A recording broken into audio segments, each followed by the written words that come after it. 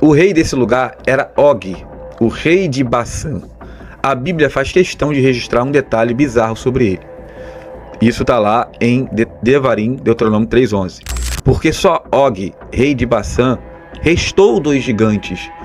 E Og aqui, ele pertence, irmãos, a uma categoria dos Nefilim, que na verdade eram chamados de Refaíns, basicamente citado em um dos mais importantes salmos da Bíblia, que é o Salmo 133, quando o texto diz: ó quão bom, né, Rinematouv Manaim Shevet Ahim Gam Yehad, que os irmãos se assentem unidos, né? A palavra Shevet ali traduzido como convivam ou vivam em união, literalmente seria se assentar unidos, ou seja, que convivam. Só se assenta com aquele que convive com outro, né? Então, que convivam em união. Aí, no verso 3 do Salmo, vai citar um juramento e que ali o Senhor ordena a bênção. Qual a relação, irmãos, do Hermon com o pacto dos anjos realizados aqui no capítulo 6? Vamos fazer um pacto e não voltaremos atrás. Qual a relação? Então vamos continuar a leitura e nós vamos chegar nisso, tá? O texto vai dizer assim: aquele monte, portanto, foi chamado Hermon, porque eles tinham jurado sobre ele e amarraram-se por mútuo juramento. Então, o texto de Enoque está dizendo que o monte Hermon foi chamado de Hermon justamente porque eles tinham se amarrado por mútuo juramento. Então você vê que o próprio texto agora, ele vai lançar uma informação importante acerca do monte Hermon. E é importante aqui, eu separei aqui alguns textos, né? Por exemplo, relacionados justamente com questões que envolvem o pacto dos anjos, né? Questões que envolvem não só o pacto dos anjos, mas como também o monte Hermon. Então vamos explicar aqui o conceito relacionado com Hermon. No texto original, o nome da montanha Hermon vem da raiz Heren, que significa anátema, coisa banida, consagrado para destruição ou maldição. O próprio livro de Enoque faz questão de explicar esse trocadilho no versículo 6 do capítulo 6. E chamaram aquela montanha Hermon, porque nela haviam jurado e amarrado-se por mútuas imprecações. Ou seja, o monte Hermon foi batizado assim na narrativa do livro porque os 200 anjos caídos se colocaram sobre uma maldição mútua ali. Se algum deles quebrasse o trato, estaria amaldiçoado por todos os outros.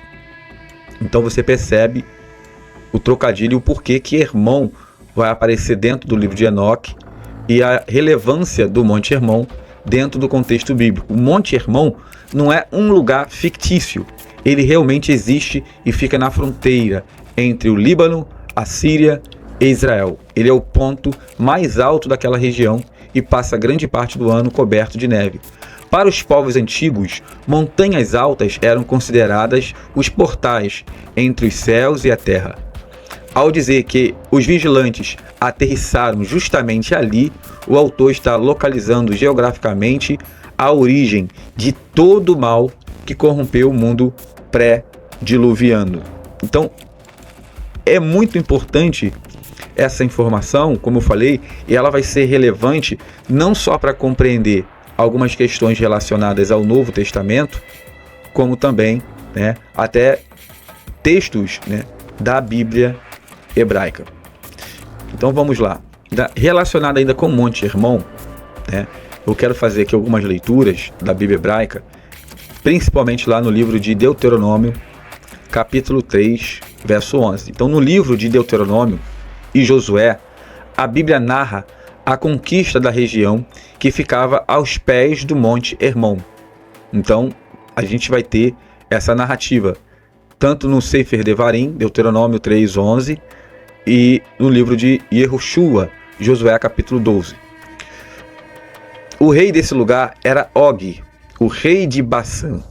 A Bíblia faz questão de registrar um detalhe bizarro sobre ele. Isso está lá em Devarim, Deuteronômio 3:11. Porque só Og, rei de Bassã, restou 2 gigantes. E Og aqui, ele pertence, irmãos, a uma categoria dos Nefilim, que na verdade eram chamados de Refaíns. Refaíns é uma das 5 categorias desses seres que surgiram, e nós vamos ainda falar deles ainda, a partir desse relacionamento entre os sentinelas e as mulheres. Eis que o seu leito, então o texto está dizendo que Og, rei de Bassã, restou 2 gigantes, e o seu leito era de ferro, de 9 côvados, o seu comprimento, cerca de 4 metros. A Bíblia localiza o reino desse último rei gigante exatamente em Bassã, dominado pelo monte Hermon. Você vai ver isso também lá em Josué, capítulo 12, o verso 4 e 5. Então, vamos lá, deixa eu ver. Josué 12, verso 4 e 5. Diz assim: como também o termo de Og, rei de Bassã, que era do restante 2 gigantes que habitavam em Astarote e em Edrei, e dominava no monte Hermon, e em Salca, e em toda a Bassã, até ao termo dos Gesureus e dos Macateus, e metade de Gileade, termo de Sion, rei de Esbom. Então você tem basicamente aqui o porquê Hermon é citado nesse pacto dos anjos. O Wagner colocou assim: esse era o local onde os guardiões anjos que coabitaram com as mulheres humanos, os anjos caídos. Exatamente. Rodrigo Pereira: o Novo Testamento tem uma grande relação à lei de Moisés, foi entregue por anjos, divergente do Antigo Testamento, que afirma que foi o Deus de Israel. Não que seja divergente, mas existe uma perspectiva diferente. A questão é você entender o que o texto quer dizer quando diz anjos entregaram, né?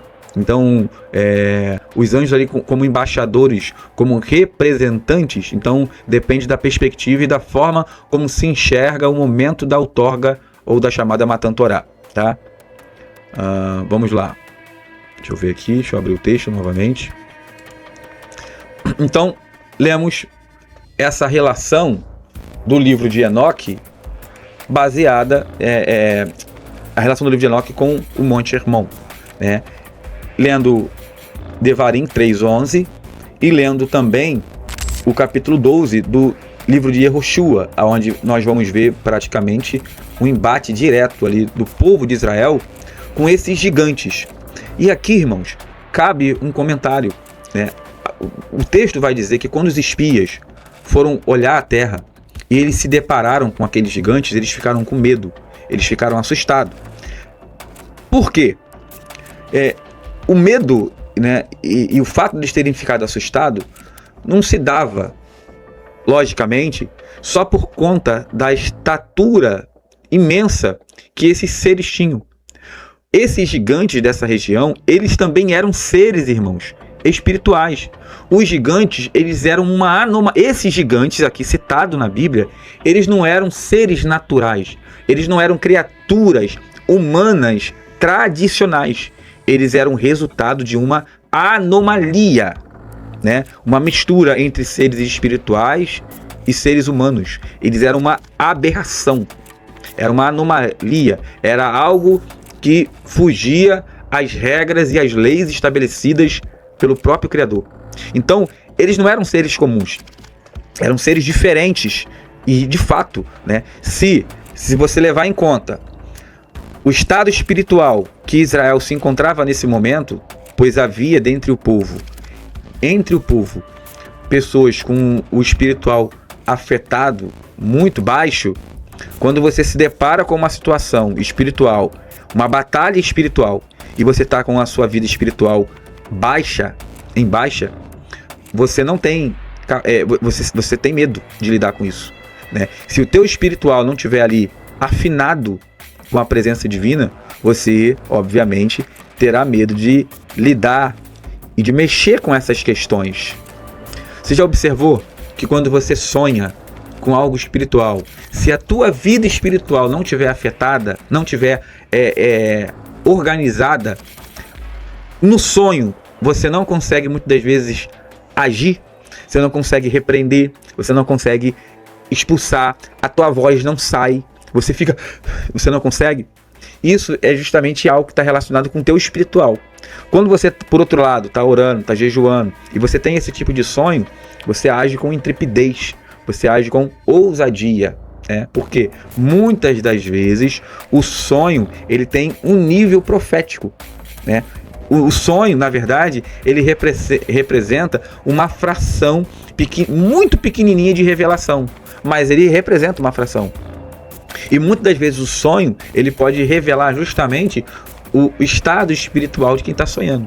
Então, fique atento aos sonhos que você tem. O medo que você tem de lidar com elementos espirituais no sonho pode refletir justamente uma debilidade espiritual que você possa estar vivendo nesse exato momento. E eles ficaram com medos, justamente por quê? Porque eles estavam com baixa espiritual. Ali não se tratava apenas de uma batalha de espadas e escudos, era uma batalha espiritual. E para batalhar espiritualmente, você precisa estar com a tua vida consagrada, tá, irmãos? Então, Jericó, Josué 6, não é só uma batalha entre homens e armas, não. Ali era uma batalha espiritual. Israel sempre batalhou espiritualmente. Todas as lutas tinham essa pegada espiritual. Se o povo não tivesse bem com o Criador, eles temeriam, duvidariam, questionariam e, por certo, também perderiam essas batalhas travadas. Agora vamos olhar o Salmo 133. O Salmo 133 é famosíssimo. O quão bom e quão suave é que os irmãos convivam, ou habitem, ou sentem-se em união. Mas o versículo 3 traz um elemento geográfico muito importante. Vamos lá. Um elemento importante e estranho. E é como o orvalho de Hermon que desce sobre os montes de Sião. Salmo 133, 3. O que é estranho aqui, irmãos? O texto está dizendo, é como o orvalho do Hermon que desce sobre o monte de Sião. Geograficamente, isso é impossível. O Monte Hermon fica a mais de 160 quilômetros de distância do Monte Sião. O orvalho de uma montanha não poderia viajar pelo ar até outra nessa distância toda. A conexão aqui agora com Enoque. Na mentalidade antiga, o orvalho que descia do Hermon e alcançava os outros montes era uma metáfora para uma influência espiritual que fluía daquela montanha e cobria toda a terra de Israel. O salmista tenta redimir a imagem do Hermon, pois possivelmente ele conhecia o relato relacionado com essa questão dos anjos, dizendo que a união dos irmãos atraía uma bênção tão poderosa quanto a influência espiritual que o Hermon exercia por conta da união dos anjos na realização daquele pacto maligno. Então vejam bem, o Salmo 133, ele traz aqui algumas informações.